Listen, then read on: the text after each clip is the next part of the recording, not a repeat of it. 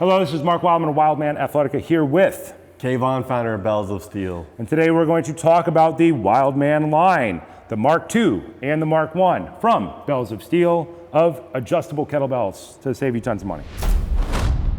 The goal of creating these kettlebells with Bells of Steel was to replace an entire gym with two items. We started with the Mark I kettlebell. This goes from 12 to 32K. The thing that makes it different from every other kettlebell on the market is the 1K jumps and the half K jumps. Half K is huge. So a K is 2.2 pounds. So this becomes a 1.1 pound jump.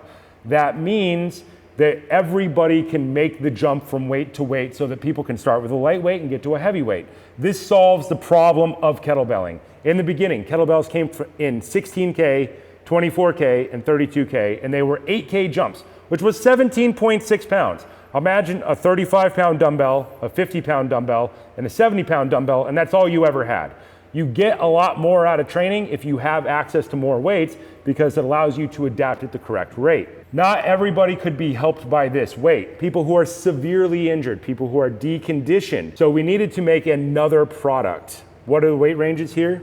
We got the Mark II, which is 6 to 12 kg, and then we got the Mark I, which is 12 to 32 kg.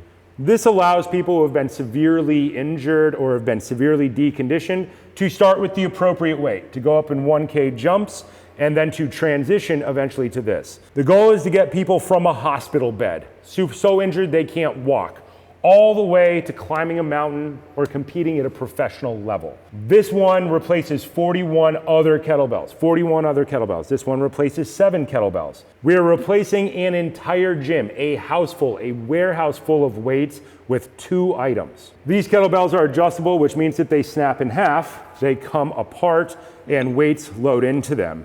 It is an extraordinarily durable design. The point is to have something that will outlast civilization. So one interesting thing about this is that if you do start with the Mark II bell and you transition up to this, you'll be able to actually port over the weights from the Mark II to the Mark I. You can't do it the other way just because these are actually the diameter's too large on them. But that's nice too because then you don't have to buy the expansion pack necessarily. The central spindle is the same, the engineering is the same. That's part of the design process to make things go together as much as possible. The goal is the maximum amount of utility for the money, not the least. We don't make things not work if we can. We're not trying to do planned obsolescence. The point is that it is durable, it works forever, and things can work together over time. The important part is how a kettlebell fits on your wrist, and so it's not pressing on the bone in your hand. Yeah, this little bone right here. If a kettlebell is improperly designed, then they rest on the bone. It hurts people. People learn to not train.